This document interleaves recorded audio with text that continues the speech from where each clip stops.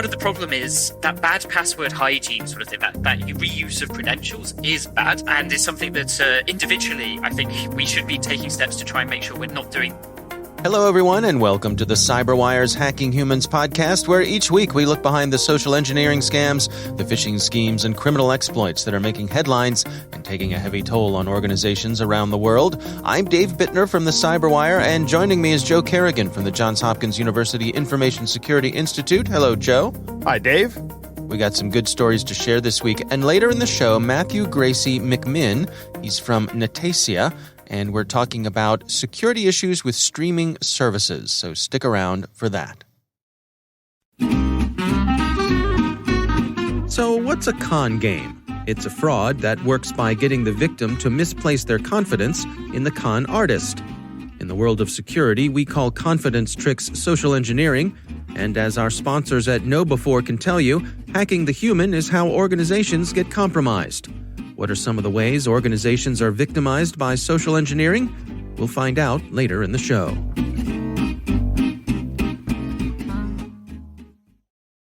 All right, Joe, before we jump into our stories here, we've got a little quick follow-up here. You want to bring us up to date on that? Yeah, I do, Dave. Back in episode 151, we had a story that Jason sent in about some scammers trying to get Liz to send a bracelet, if our listeners go back and listen to that. And Jason wrote us with a little bit of follow-up on that. And he says, guys, thanks for covering this. I wanted to share my thoughts since I didn't in the first email and give a brief follow-up to this story as well. He says, this kind of reminds me of the Craigslist scams of the early 2000s and 2010s. Back then, scammers didn't use PayPal, but they would send fake cashier's checks to the victims. The victim would then send the scammer the goods. The check would then come back as fake, and the victim would be out the money, out any other fees, and the goods. I feel like this scam is an evolution of that, which is probably a good observation. It probably is. Here's a follow-up to Liz's story. Either the same guy or a couple of other guys tried this again with Liz after she reposted the bracelet. Liz caught on very quickly this time, which is interesting because she's been exposed to it, right? So now she's kind of been inoculated, so she knows, knows that this is a scam. She caught on quickly this time, and the second and third times ended the conversations very quickly. She unlisted the bracelet since then. So I don't know how she's going to sell the bracelet or if she's going to sell the bracelet, but the good news is she's not going to get scammed out of this. But these guys are not just going to give up either. That's the bad news. No, and it seems pretty consistent and relentless on a lot of these social media platforms. There are folks just waiting there. I've seen things, it doesn't matter what people put up for sale, someone makes an offer on it. Right. All right. Well, again, thank you, Jason, for sending that in to us. We appreciate it. Joe, let's move on to our stories this week. Why don't you start things off for us? My story comes from The Conversation, and it's written by Priyanka Ranade and two other professors at UMBC. And she is a PhD student in computer science and electrical engineering at UMBC. And she has an interesting article in here that is titled, Study Shows AI-Generated Fake Reports Can Fool Experts.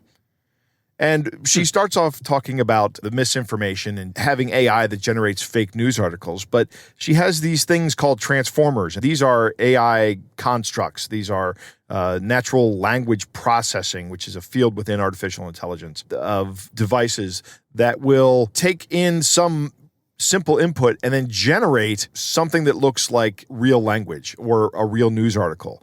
And she found out that she could configure these things to produce fake information that could fool cybersecurity experts and medical experts. She tried to target this information towards two different fields of people. Here's an example of some of the text that this thing generated. Are you ready? Sure. APT-33 is exploring physically disruptive cyber attacks on critical infrastructure. Attackers have injected a variety of vulnerabilities in web-based airline management interface. Once successful, attackers are able to intercept and extract sensitive data as well as gain unauthorized access to the CMS utility. That sounds like a real vulnerability report. Yes, it does. It's kind of like, Star Trek The Next Generation technobabble, but that sounds like a security report. Right. And here's the thing, security experts she tested were not able to tell the difference between this and a legitimate report. They would have spent time chasing this down. Here's one that targeted COVID research, systemic and local side effects after BNT162b2 and CHADOX1 and COVID-19 vaccinations occur within 24 hours of receiving the second dose of both vaccines. Side effects include fever, headache, chest pain, abdominal pain after first dose. The second dose restores normal tissue oxygenation levels, but may be accompanied by dizziness, hypoxia, and dyspnea. The results of this analysis are in a population-based cohort where we systematically collected blood samples and followed the process of mRNA importation, erythrocyte exchange, and host cell release post-vaccine. So, I mean, I'm not a doctor, Dave. I don't. This may or may not. And thank goodness for that. Right? Yeah. Exactly. That would be terrible. But apparently, medical experts could not determine whether this was a fake story or not. She goes on to talk about how, ultimately the biggest issue is we're going to have to be vigilant about where our information comes from. We're going to have vetting our sources of this information. I've talked about this for news that people consume, but now we're talking about threat feeds and medical journals and things like that. We're really going to have to vet these sources. We're going to have these trusted sources. We're not going to be able to just listen to whatever shows up on the internet. Those days have been long gone for a while now, but this just demonstrates exactly how vulnerable we are. Yeah. I remember something similar to this in the past few years where someone was able to get some sort of security report into a peer-reviewed journal and published, even though it was word salad. Right. And it sounds like this is sort of an automated way of doing that. Yeah, I'll have to look that up. That was within the past 2 years or something. Somebody put out an AI-generated article that was just complete bunk, and it made it into one of these journals. It's a good lesson, though. For that to happen, there has to be failures along the way of the vetting of the story. So right, the whatever peer review process was going on was right. So hopefully that caused them to review their review process. Yeah, I would hope so. But I wonder what this means. I mean, for the big picture, for me, everything's provisional, right? Right. So absolutely. You come to every story with a bit of healthy skepticism. But then, as you say, you have to have trusted sources. And nobody's perfect, but those trusted sources, you should be able to feel as though they're doing the work behind the scenes to not just be parroting whatever information is being fed to them, that there's some fact-checking going on behind the scenes. Yes. Now, there are some issues out there. Like recently, there was an article published in some journal. I can't remember what it was, but it was, and once again, I'm going just from my memory, but the gist of the article was there was life on Mars. These people found fungus on Mars. I saw that. I said, wow, this is great. Let me look into this. Well, it turns out probably not. Right. But, the person that publishes it has a history of publishing these kind of things. The journal in which he published it was one of these journals that you essentially pay to have your article published, which is a bad model, right? Yeah. Publishing mill. Yeah. It goes out and publishes papers. And one of the big problems in the academic world is you have to publish every so often, right? With some frequency. Publish or perish.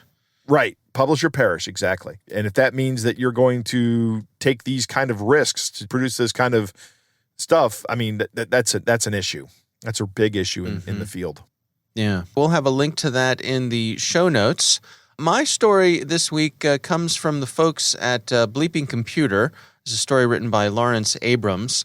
And let me set this up for you, Joe. So let's say that you are a person who holds on to some cryptocurrency. Let's say that I am, Dave. and you want to be safe with this cryptocurrency, so Absolutely. You keep your cryptocurrency in an offline hardware wallet. Right. Now, can you describe to our listeners what that is? What is a hardware wallet? So a hardware wallet is actually a piece of hardware. It can look just like a USB stick. And all it does is hold the keys in private so that your wallet is not accessible unless it's online, unless it's plugged in. Right. So I guess the notion is rather than having your keys to your cryptocurrency stored on your computer, which is a vulnerable place because your computer most of the time is always hosed up to the internet and therefore a target for hackers. If you put them on this wallet, which is not always plugged into your system, sitting in your desk drawer, not connected to anything, then that's a safer place to have your keys. That's the notion behind this, yes? That's right. It's an offline key management system, essentially. Right. Now, do the hardware wallets, do they generally have their own sort of password system on them as well? So if you were to lose it, someone wouldn't be able to just plug in and access your keys? I don't know how they work. I actually don't use a hardware wallet. I've never actually done this. So I can't answer that question yet. Okay. Well, there is a popular hardware wallet, and it's made by a company called Ledger, and it looks just like a USB key. So the folks who run Ledger were the victims of a hack, and some folks got into their marketing systems, and they were able to get basically a customer list, right? So they were able to get a list of people who use these hardware keys. What happened next was some of the folks who use these hardware keys received replacement keys in the mail, along with a letter, allegedly from the folks at Ledger, a nice letter from the CEO, again, allegedly, saying that you may have noticed, you may have seen in the news that we were the victim of this hack, and in response to that, we are sending you this free replacement unit, which is more secure than the one you had. And in order to stay safe, we're going to ask you to use this unit instead of the one that you had before. And it comes in a nice shrink-wrapped box. Everything looks great. Logo, it all looks legit. Looks like a real Ledger hardware wallet. Well, Joe, you probably know where we're going with this. Yeah, I know exactly where this is going. This is not a real Ledger device, right? Can I guess? Not a real. Yes, that is correct. Okay. It is not a real Ledger device. It just takes the keys and uploads them to some third party. Well, it's actually a little sloppier than that. Really? It looks like what these folks did was they took a real Ledger device, they opened it up, and inside they put a USB flash drive. Okay. And they wired the flash drive in parallel to the USB connection of the actual Ledger. Okay, because that's one of the features of USB is you can plug multiple devices in, right? Right. Through the same bus. So that essentially what they've done is they've made it so that now you get your Ledger drive and you get a mounted, like a thumb drive. Exactly. Okay. Exactly. So you get this Ledger drive, this replacement Ledger drive that you think came from Ledger.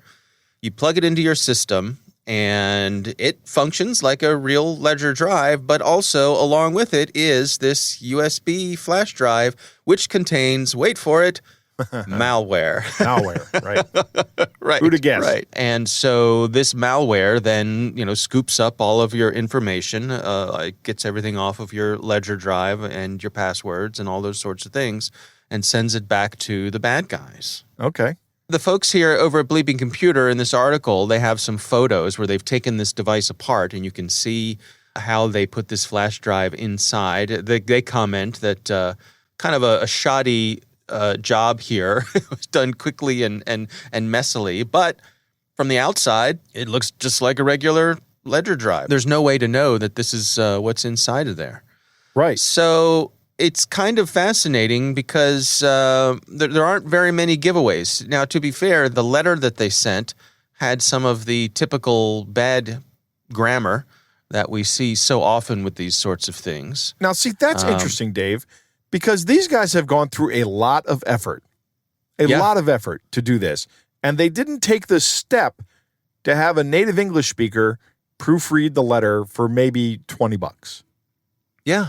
Right? You can get those on hacker forums. You can get those services, and they didn't do that. It's kind of mind-boggling because, as you say, this is an expensive attempt here. Right. They bought the actual device. They're shipping it out. They've modified each individual device, right, that they've shipped out.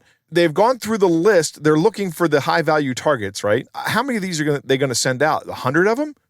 Proofread the I'm not trying to give these bad guys any advice, right? You know what? Don't do that. Your translation software is just fine. Yeah, it's good. It's full speed ahead. Yeah. Right. So the folks at Ledger have put a notice on their website, of course, warning their customers to look out for this sort of thing. I guess the broader advice here is never plug anything into your computer that you didn't specifically order, right? Right. Right. Even if it's a brand that you are already doing business with. And especially something that is this valuable that has to do with your own valuables.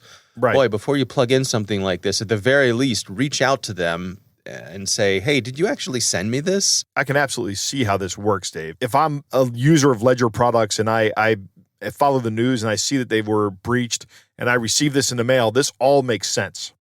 Yeah, it does. It adds up. Yeah, it seems legit. Regrettably, hats off to the to the folks who Right. tried to pull this off, because it's an impressive scam, but it's one you got to look out for. All right, well, we will have a link to that in the show notes. Joe, it is time to move on to our catch of the day. Dave, our catch of the day comes from a listener we'll call R. Now, R sent us a story more than a catch of the day, so we don't really have a letter here, but this is about a phone call they received. They received a vishing scam, and they attached a screenshot of how it came up on their caller ID, and it's just a V followed by a long string of numbers, and then below that there's an 877 number to call back. And R says that it was odd, but it got my attention. I answered and was greeted by an automated voice system saying it was, quote, Sydney from AT&T DirectTV, and that they were offering 50% off to existing customers. Now, putting aside the fact that I'm not a customer of DirectTV and the fact that real DirectTV would do this doesn't seem very realistic. But yeah, why would any cable company or streaming provider call up existing customers and offer them 50% off? That's just silly. No. The only thing they do is it's always bad news, and it shows up as a surprise on your bill. Right. Yeah. Your bill just goes up. It never Congratulations. We're charging you more for your bundle. Yeah. So R is right about that. It's very suspicious. R says, I was interested. The automated system then proceeded to ask for my account PIN. I made up a random sequence of 4 numbers, and no surprise, but they accepted them. Throw in 60 to 90 seconds of hold time, the system came back and asked what I was paying. This is an automated system doing this. About $60, I said. The system replied, I see you are paying $60 a month. We can reduce that to $30 for 2 years, and it's contract free. So after saying that I was interested, another short hold, both times complete with realistic hold music and regular interruptions announcing my estimated wait times. This time I got a person who told me that all I have to do is prepay for 10 months of service to get this deal. So $300 in my case. At this point, R says, I figured out what I wanted to know, which was what the scam was. So R was curious about this and wanted to figure this out. Then says, oh, so that's the scam. And the person quickly terminates the call. Right, so right. Interesting work here, R. That's really cool. I'm kind of feeling left out, Dave. I don't get a lot of these calls. And obviously, they're just looking to get the $300 out of you, or 10 times whatever you say. They're just going to try to charge your credit card, and you're supposed to be happy about it. Right. And then your bill from DirectTV comes, and it hasn't gone down, and you still owe DirectTV whatever you owe them, right? Yeah. It's just these guys have made off with your $300. It's interesting to me that the whole front end of the call is automated. And I don't know if they're using some kind of voice recognition system or something like that, but they're doing a lot of automated filtering before they hand you off to the real live person. Right. That's fascinating. All right. Well, thanks to our listener, R. He freelance as a pirate, R, for sending that in to us. We would love to hear from you. You can send in your catch of the day to hackinghumans@thecyberwire.com.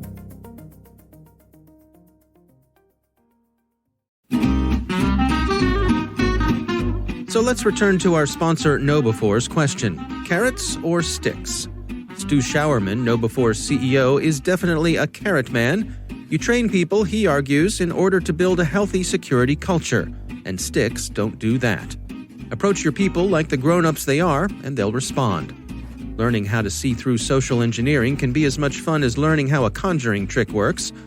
You can hear more of Stu's perspectives in KnowBefore's weekly Cyber Heist News. We read it, and we think you'll find it valuable too.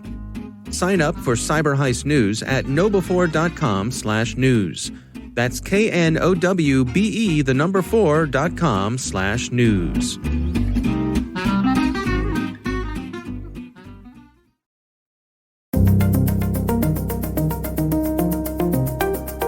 Joe, I recently had the pleasure of speaking with Matthew Gracey-McMinn. He's from a company called Netacea, and we were talking about security issues with streaming services.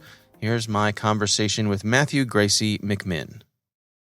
I think probably the best place to start is understanding what's happening with streaming services at the moment. And if you're anything like me, you're probably getting increasingly annoyed by the increasing number of monthly payments I'm having to make in order to watch all the TV shows I'm interested in. There seems to be a growing plethora of streaming services. Almost every week something new comes out. It's even like local theatres and so forth have started their own streaming services now over here. So it's starting to get quite expansive. There's a lot of different streaming services out there, all of them with sort of monthly fees. And that sort of means that there's more and more accounts. People are creating accounts on more and more different streaming services. Originally, I just had Netflix. Now I've got like Netflix, Amazon Prime, Disney Plus. It's growing. There's Paramount Plus out now. Things like Marquee TV. I'm sure if I looked online, I'd find dozens that I've never even heard of before. Right. Others I probably would have heard of as well. So we're seeing more and more, and there's been more and more interest in them, particularly over the last year, with sort of lockdowns occurring all over the world. People being stuck at home with not a huge amount else to do. So suddenly there's a lot more people buying these accounts. There's been a sort of significant growth in the amount of people using these services. More and more of these services, more people now have more of them because they've watched everything on, I think I've watched everything on Netflix. That's probably a bad thing to say. It's only been a year and there's certainly a lot on there. But I probably should use my time more constructively, shouldn't I? Really? But there we are. Shouldn't we all? Shouldn't we all? Yes.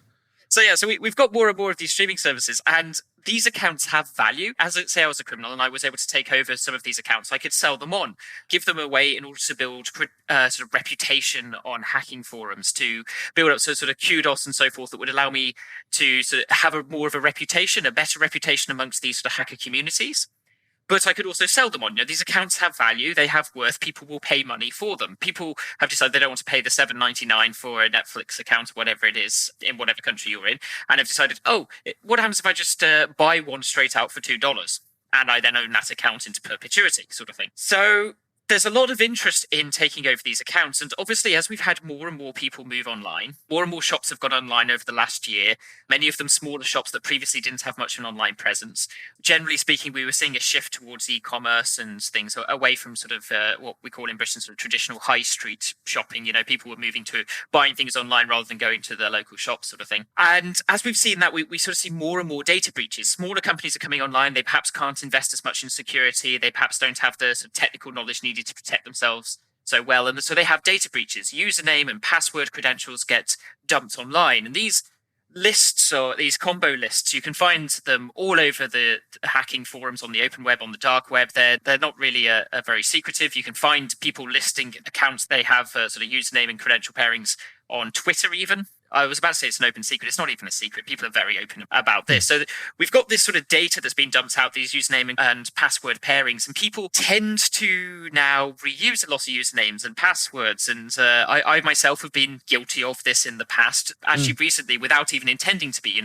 When you create, I think it's now the average person has over 190 online accounts now. Wow. Which is ridiculous. And it's very hard to think of individual passwords for all of them. So I have, before getting myself a password manager, reused passwords without even realizing it, which means that if one of those accounts get compromised, technically they've all been compromised. So these attackers know that there's this vulnerability. Not many people are varying their passwords particularly well. And say you have Netflix and Disney Plus and Paramount Plus and HBO's offering and Marquee TV and all of these others, you'll probably decide, hey, what if I use the same username and password for all of them? So you go ahead and do that. And then the attacker takes over one of these accounts. They've actually got access to all of them. So what these attackers do is they're aware of this. They get these combo lists from the open and dark web, and they go, well, I've got 2 million credential pairings here. Let's try them all against Netflix and see which ones work. And the success rate can be phenomenally low for those sort of things. These sort of attacks against streaming services, these success rates are phenomenally low for these mass attacks. They'll throw all 2 million credential pairings into there and say maybe 1,000, 2,000 will stick. They'll be able to get access to them, but they can then sell these accounts for a couple of dollars each. That's a sizable profit for them. So that's really where the current situation is sort of sitting, and where these credentials are coming from. They're generally breaches of a sort of unrelated sort of system to the streaming services has leaked these credentials online, and these attackers are taking this information and using this data as a weapon against other organizations. I can't help wondering, is this an area where people generally consider these sorts of passwords to be a lower priority than, say, their banking passwords? If someone gets my Netflix password and Netflix still works for me, there's not a whole lot of pressure on me in terms of, feeling as though there's a whole lot at risk. Yeah, absolutely. Yeah, people, first of all, it might be hard to detect. You may not be aware. You might start seeing some odd things. Maybe a new profile pops up on there, or your algorithm changes. Right. Right. All of a sudden, I'm interested in Russian language documentaries. Yes. Yeah, exactly. I didn't realize you were a Russian speaker. Neither did I. So yeah, you'd see some changes, and Netflix do a pretty good job of trying to detect, say, logins from unusual locations and so forth. But you probably don't really care so much until, say, the attacker decides, hey, I'm going to change the password and lock you out of the account entirely. And if an attacker's feeling like they're getting their use out of it without doing that, they probably don't want to give the game away and so forth. So you may get this sort of quiet pilfering of things. And a lot of people do share their password with their family. So I share it with my family who live with me. They all know the password. I haven't traditionally made it perhaps hugely complex. I've massively increased the complexity sort of about 6-7 months ago, and then logged everyone in with it, and sort of left those particular devices and said, if you need another device in, let me know and I'll put the password in, sort of thing. But historically, and again, I was guilty of this, you kept the password fairly simple, so you don't have to keep logging your kids in, so you don't have to keep logging the rest of your family or your household in. And some people, of course, as we know from recent developments with Netflix, were sharing them cross-household as well, so there's more of an impetus to keep the password simpler, which makes it easier to guess anyway. Yeah, and also, I mean, there's a user interface issue here as well, because especially if you're doing this interaction right on your TV, or if you have an Apple TV or whatever, chances are you're trying to use some kind of a remote control, and boy, that is a big old pain in the butt. It certainly is when you look at particularly long passwords, like you're saying. Yeah, it is a pain in the butt, and one typo and you're back to the start, sort of thing. So it's not right. It's not really an ideal solution. 2FA helps. A lot of people talk about 2FA, and there are 2FA, MFA bypass methodologies, but it does offer an extra layer of protection. It's a lot harder for an attacker to get in if there's MFA on there. You can see when someone's logged in, but not all of these services offer MFA historically. And generally speaking, people don't like to use MFA because it slows things down. And you sit down in front of the TV, like you're saying, you get the remote out, you put your username, password in, you log in, and then, I've got to go upstairs to get my phone and click OK. And then I get upstairs and it's timed out, so I've got to go down and try again. So, it's a bit of a hassle there. So people have historically been a bit reluctant to do it. And organizations have been reluctant to inflict that on their customers in many ways as well. Is there a possibility that we could be heading towards some sort of collaborative approach where we have sort of, one login to rule them all? Yeah, I mean, that would be an option. And there are certainly organizations who essentially you can link your accounts together and access all of them from a single source of truth, sort of one account of power almost. The problem there, of course, is if you do lose access to that account, those accounts are much more valuable to attackers. So if they take over, say you've linked all of your Netflix, your Disney Plus, your HBO, Paramount Plus, and everything all together onto one account, and you've got that one account, an attacker, that account is then much more valuable to an attacker. It's sort of putting all your eggs in one basket almost. It's great if you can then protect and guard that basket, and it perhaps makes things easier. But if an attacker does get to that basket, they've got all the eggs. What about the providers themselves? I mean, I've read stories recently where Netflix seems to be putting a little more effort into cracking down on these things. For Netflix, they are now sort of trying to crack down on people who are sharing their passwords cross-household, which will hopefully try to crack down on this. So if someone from Indonesia or somewhere logs into my account, it's probably going to look a bit suspicious because they may think, hey, as far as we know, Matt's in the UK. He's not actually in Indonesia.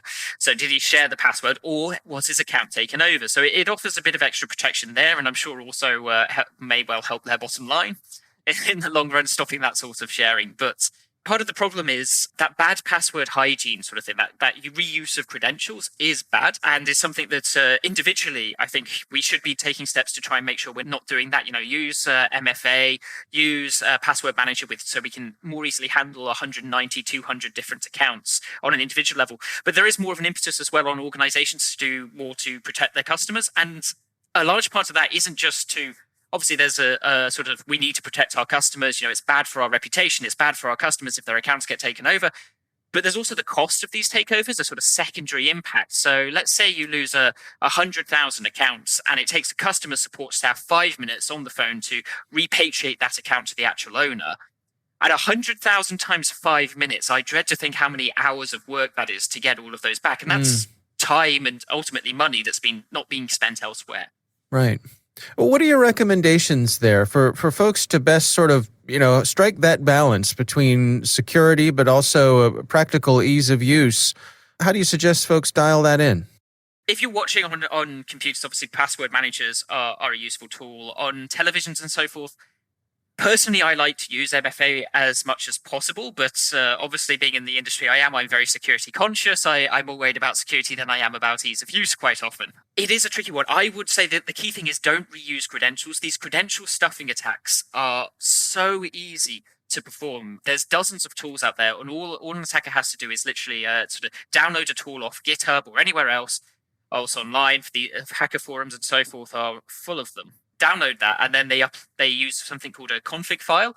Essentially, it's sort of this is what the website, this is what the target looks like, and then they just upload a list of username and passwords into it, and they hit run, and off it goes. And it just fires off all of those username and password combinations over and over and over again. As individuals, what we can do to take steps to protect ourselves there is make sure we're not reusing those usernames and passwords. So if we lose one account somewhere, through no fault of our own, say a company's being breached or whatever, we've not lost multiple accounts across all of our other 190, 189 services, whatever it is. And if we can turn on MFA, great. I'd highly encourage people to do that. Another method to do is to look for those telltale signs. And like you said, if you suddenly start seeing Russian language documentaries on there and start thinking, hey, what could have caused these to come up? That sort of, I hate to quote Harry Potter here, but constant vigilance, that awareness of... hey, this looks a bit odd. If you were in your house and all the lights suddenly went off, you might think, hey, there's a power cut. But if you start noticing lights in rooms you're not in turning on, you might think, maybe I should investigate that. It's the same thing with Netflix or Paramount Plus or HBO, any of these streaming services. If you start seeing suspicious behavior on your account, change your password, contact customer services, look at currently logged in accounts. Many websites now, Facebook, for instance, offer, hey, where are you currently logged in? And have a look at it and see if it adds up to where you currently are. Providing security to individuals, to our customers as organizations, it's not just dependent on the individual and it's not just dependent on the organization. It's very much a sort of team effort, a team sport here to make sure we're protecting ourselves.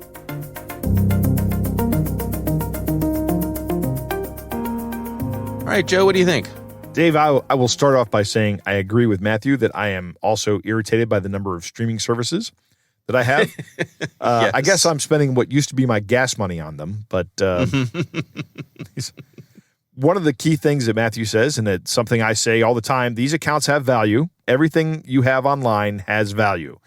Don't think it doesn't. One of the biggest objections that I deal with is hackers are not interested in me. They are interested in you. And here's one of the things they're interested in, because they can sell access to your Netflix account for a couple of bucks. And Matthew uses an example here of somebody getting 2,000 hits out of a 2 million record database. And he says, well, that's a very low percentage, but it's still 2,000 hits. I can turn around and sell each one of these things for $5. That's 10 grand. Not a bad payday. That's not a bad payday. And it doesn't take long for this automated script to go through and try all 2 million of those records. And I can do whatever I want while that's going on, right? I'm not sitting there trying this. It's a script. And I let my computer make me $10,000. The hardest part is actually selling the credentials and laundering the money. Finding the credentials is easy. It's all automated. The UI on these streaming services is a big deal.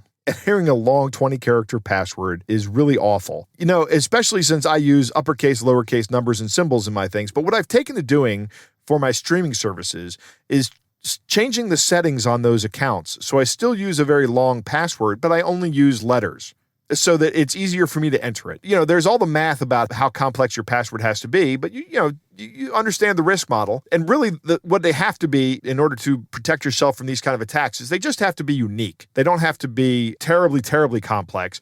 A 20-character password made up of all lowercase letters is going to take a long time to crack, and nobody's going to do that. And if it's unique, then you don't really need to worry about it showing up in another password breach, and that's how you can secure your account. Netflix doesn't really care if your credentials get stolen, right? But they do care if you share your credentials with your family member. And I think the reason they care about that is because that's actually something that happens more frequently than people's accounts getting broken into. And that's costing them revenue, and I understand that. But the good news is that these things look the same from Netflix's perspective. Matthew talks about Netflix going and trying to stop you from sharing your Netflix account with your family members who don't live with you. But at the same point in time, they're going to have to stop people from stealing your Netflix account. Right. It's just kind of going to be part and parcel. Use MFA if the service offers it. That's a great idea. I think that's a lot easier than having a long, complex password for all these things. It's a lot easier than switching between the numbers and the symbols and the uppercase and lowercase letters.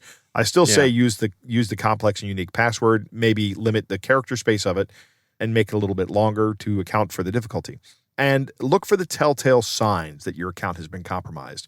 Can you go to that where am I logged in page on the service provider's website? Can you look at what continue watching for Joe on Netflix is what I see all the time, right? And is that have your interests suddenly changed? Right, have my interests suddenly changed? Look at all this anime. Right. No, I don't watch this. all these foreign language movies that I never was interested in before. What's up with that? Yes. Keep an eye out on that. And when you see that, go ahead and just change your password, and that should fix the person that should get the person locked out of your account. Matthew does talk about somebody locking you out of your account. I don't know what the workflow is for that aside from a phone call to the provider. But if they change your password, now you have to go through the process of calling them. And nobody likes probably verifying your credit card or something like that. Right. Nobody likes calling these companies that just like billing you. And that's really their business model. They just want to bill you. That's right. All right. Well, our thanks to Matthew Gracey-McMinn for joining us. We do appreciate him taking the time. And of course, we want to thank our sponsors, KnowBe4. They are the social engineering experts and the pioneers of new school security awareness training. Be sure to take advantage of their free phishing test, which you can find at knowbe4.com/phishtest. Think of KnowBe4 for your security training. That is our show. We want to thank all of you for listening. We want to thank the Johns Hopkins University Information Security Institute for their participation. You can learn more at isi.jhu.edu. The Hacking Humans podcast is proudly produced in Maryland at the startup studios of Data Tribe, where they're co-building the next generation of cybersecurity teams and technologies. Our senior producer is Jennifer Iben. Our executive editor is Peter Kilpie. I'm Dave Bittner. And I'm Joe Kerrigan. Thanks for listening.